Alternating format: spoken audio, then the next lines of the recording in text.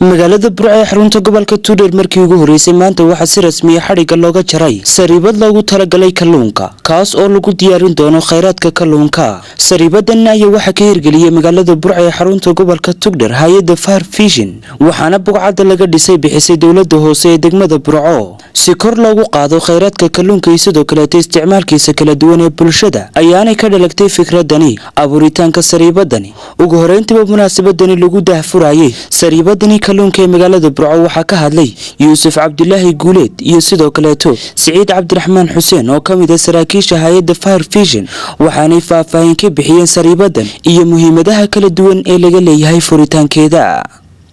dhammaanteen waxaanu maanta u joognaa in taariikh cusub aynu samayno oo magaalada Burco sariibadii u horeysay iyo kalluumaysiga aynu maanta buddigayno. alxamdulillah waxa Ilaahay nagu guuleeyay dadaalkii faraha badnaa ee aynu soo wada bixinay kadib inaynu maanta gaadhno xilli aynu ku haminay inaynu ka goyno xadhig. waxaanu nagu qabnaa sariibada kalluunku inay aad uga qiimo badan tahay dhammaan sariibadii hore ku yaalay, waayo kalluunku waa kheyraad dabiici ah oo aan meel inooga soo dhoofin oo dalkeenni ku jira oo aynu u baahanahay faa'iidadiisa iyo borotiinkiisa inaynu ka faa'iideyso. sariibadan Burco aynu maanta joognaa waxay qayb ka tahay mashruuc ballaaran oo inaga caawisay ama ay maalgelisay midowga Yurub. sariibadan marka laga yimaado EU-da oo maalgelisay oo lacagta shubtay iyo Far Vision fulinaysa iyo najaxoo dhistay marka laga yimaado waxa door muhiim ah isaguna ka ciyaaray ama ka wada ciyaaray golaha deegaanka ee Burco. war sariibada aynu wada ilaalino oo aynu ka ilaalino xashiishka iyo dayaclaanta oo aynu camirno kalluunkana hala cuno. alxamdulillah rabbil caalamiin waxaan aad iyo aad runtii ugu faraxsanahay maanta waxaynu ka goyn doonaa xariga sariibadan Burco waxaana rajayn doonaa insha Allah markaan soo noqdo sanad kadib 2 sano kadib inaynu imaka sida berbero kale ku xisaabtano 100,000 tan oo Burco maanta kalluunka soo galaya iyo kalluunka laga faa'iideysanayo in wax muuqdo oo dadku ay ka shaqeystaan inay noqoto. Fish is one of the biggest natural resources of Somaliland, and it's important that this resource is being utilized and brought to all the people.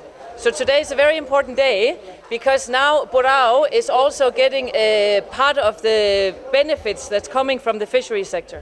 waxay kalluumaysigu wuxuu ka mid yahay waxyaalaha ugu waaweyn ee Somaliland leedahay. marka maanta Burco waxay chance u heshay in iyadoo markii hore xoolaha lagu yaqaanay in kalluunkiina dhaqaale laga sameeyo. waxaan aad ugu faraxsanahay chance-ka ay Burco heshay. geesta kale waxa halkaas hadallo kala duwan ka soo jeediyay qaar ka mid ah xildhibaanada golaha deegaanka degmada Burco wax garad iskaashatada kalluunka ee magaalada Burco iyo sidoo kale bulsho kala duwan waxaanay soo dhaweeyeen sariibadani oo ay ku tilmaameen mid bulshada gobolka Togdheer ay aad ugu baahnayd.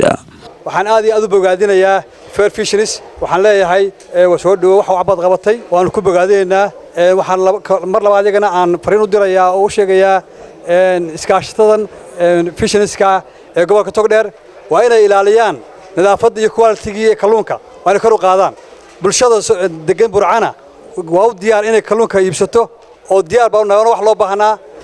shaqada wanaagsan ee halka maanta inoo soo gaadhay aan marayno waa heer sare oo wanaagsan oo gobolka Macaal Burco horumar u ah oo waxtar u ah dadkii iyo bulshadiiba wax horumar u ah weeyaan oo maanta lagu soo kordhiyay.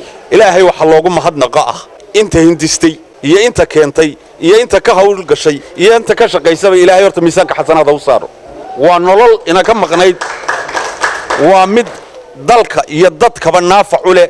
ninkii garanaya qofka isticmaalo tayfoorku kuma dhaco magaalada iyo dadkaba. waxaan kaloo raacinayaa war waa nimco ilaahay inoo soo kordhiyay nadaafadeeda iyo maamulkeeda iyo micnaheeda iyo dhadhankeeda iyo dhismaheeda baa la ilaashado. gabagabadii munaasabadaasi waxa ka hadlay suduwaha wasaaradda xanaanada xoolaha iyo kheyraadka kalluumaysiga Somaliland ee gobolka Togdheer xogayaha fulinta dawladda hoose degmada Burco iyo maayirka degmada Burco waxaana dhammaantoodba bogaadiyeen sariibadani iyagoona fariin u diray shacabweynaha kala duwan ee reer Burco.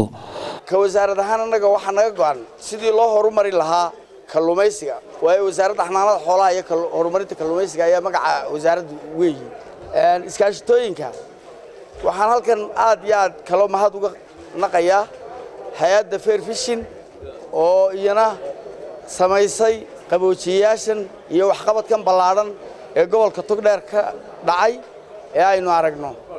kawaankan runtii waa kawaan casri ah annaguna runtii sidaan halkan dhulka u siinay ma aha tanuun meel kasta ama cid kasta oo Burco maal gashanaysa ama burco wax ku soo kordhinaysaa annagu diyaar baanu nahay haddaan nahay maamulkii dowladda hoose iyo goli degaankaba inaan wax la qabanno insha allahu tacaala halkan maanta aynu joogno ciddii hirgelisay iyo ciddii keentay hadday noqoto dhaniida hadday noqoto fair fishin dhammaantood waanu mahad celinayn maalintii aanu bilaabaynay halkan ee aanu jeexaynay dhibaato badan baa naga soo martay qof waliba waxbuu ku sheegay qaar baa la hawaleybsaday maantana waa la arkayaa ilaahay subxaanahu wa tacaala wixii aanu wadnay inuu wax saxa ahaa dadweynaha reer burco waxaan leeyahay horumarku uu dhib badan yahay oo qaxar badan yahay haddaad maanta tidhaahdo sandaqad baan dhisayaa 20 turunturood bay leedahay dhismuhu waa dhismo dawladeed shicib ma laha taa iminka hilibka lagu hibinayo iyo iyadu waa isku mid isku soo wada xooriyo sariibadani kalluunka laga hirgeliyay magaalada Burco ee xarunta gobolka Togdheer ayaa noqonaysa tii ugu horeysay laga hirgeliyay magaalada Burco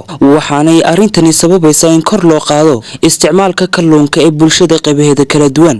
Khalid Bakayle fogaan araga xorta Star TV Burco.